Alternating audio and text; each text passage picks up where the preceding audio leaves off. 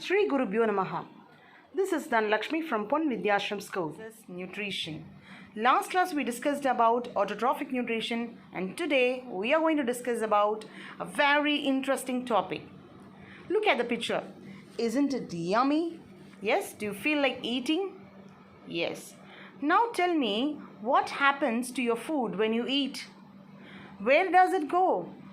Why do we eat? Why do we need food? And what happens? What are the different processes that happens in the body? Yes? Do you have all these questions in your mind? Yes? Now let us see the steps involved in this one by one. The digestive system consists of a long continuous canal called alimentary canal. Alimentary canal is actually a long tube. It is a long tube. It extends right from the mouth till the anus. It has the following parts.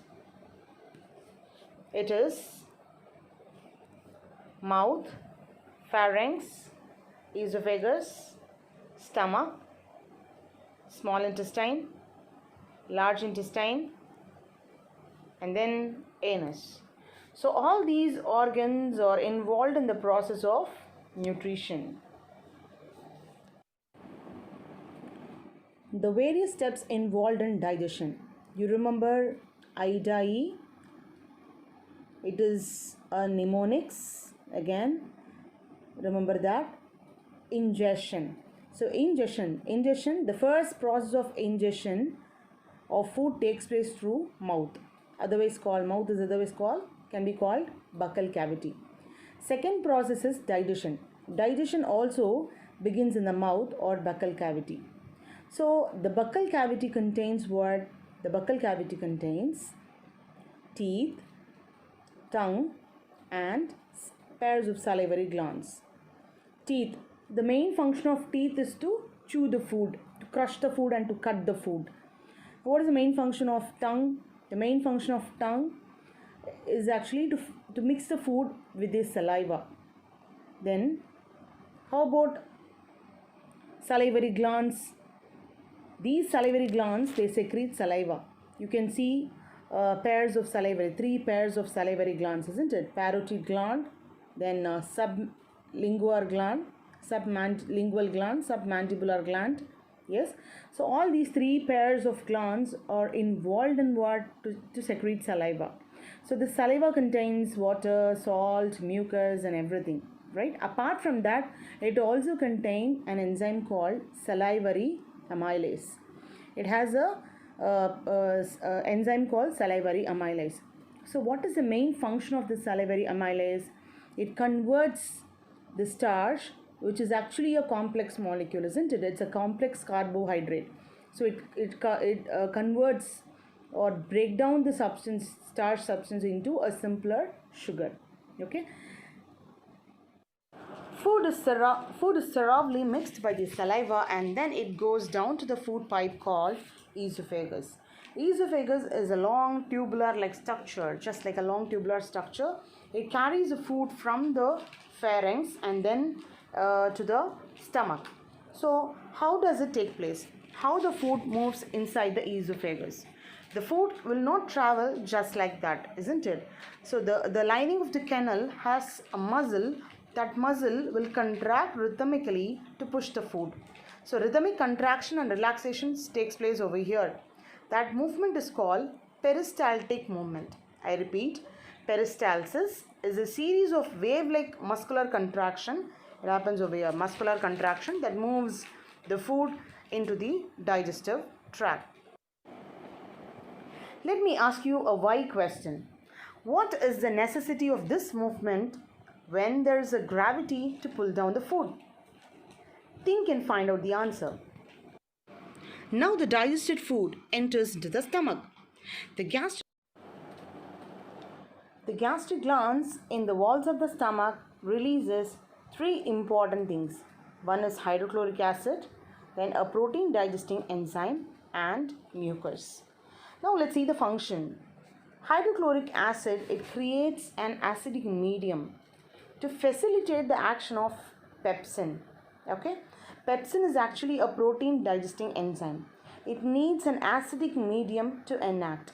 to perform its function. So hydrochloric acid helps in that. Apart from that, hydrochloric acid will also kill the germs, harmful germs or any pathogen that enters into the body or along with the food. Now, what is the function of this mucus? Mucus is actually an inner lining of the stomach. The main function of mucus is to protect the inner lining of the stomach. From what? From hydrochloric acid. Do you know one thing? Each day, about 2 liters of hydrochloric acid is secreted. In case if mucus is not secreted, hydrochloric acid can corrode the inner lining of the stomach, which leads to peptic ulcer. So the partially digested food then enters into the small intestine. How does it enter? It will not enter just like that. The digested food is sent in small amounts, and it is beautifully controlled by a special type of muscle called sphincter muscle. Sphincter muscle is of ring shaped. It's a ring shaped muscle. So it helps in controlling the food. It will not really, it will close. It sends small amount of food first, and then it closes. Again it's open and sends little amount of food. Again it closes. So it plays a very important role in releasing the food, the partially digested food in small. Small intestine is the site of complete digestion of carbohydrates, proteins and fats. It receives the secretion from liver and pancreas for this purpose. So the food that comes from the stomach is actually acidic in nature. So if it is acidic, pancreatic enzyme cannot act on it. So the food from the stomach has to be made alkaline for the pancreatic enzyme to act on it. So which one accomplishes this job? Liver. Liver secretes a juice called bile juice. It accomplishes this in addition to acting on fat. So liver secretes bile juice. Bile helps in breaking down the fat globules into simpler globules. Okay, it helps in smaller globules by increasing the efficiency of the enzyme action. So it is just like an emulsification action of soap. Now this pancreas secretes a pancreatic juice which contains two important enzymes. One is trypsin, the other one is lipase. Trypsin helps in digesting the protein, and lipase helps in breaking down the fats. Okay, emulsified fat, whatever fats are left over, it helps in breaking down the emulsified fats. The walls of the small intestine also contain some glands which helps to secrete some intestinal juice. So finally, what happens in this case? The enzymes present in it finally convert the proteins into amino acids. Proteins are converted into amino acids. Then the complex carbohydrates are converted into glucose, and the fats are converted into fatty acids and glycerol. So complete digestion takes place in small intestine. A very important information need to be shared, my dear students. Digested food is taken up by the walls of the intestine. The inner lining of the small intestine has a numerous finger-like projections called villi, which increases the surface area for absorption. It is actually richly supplied with blood vessels, so it helps in absorption. We have already seen about two important processes, isn't it? First process, ingestion, is over, digestion is over.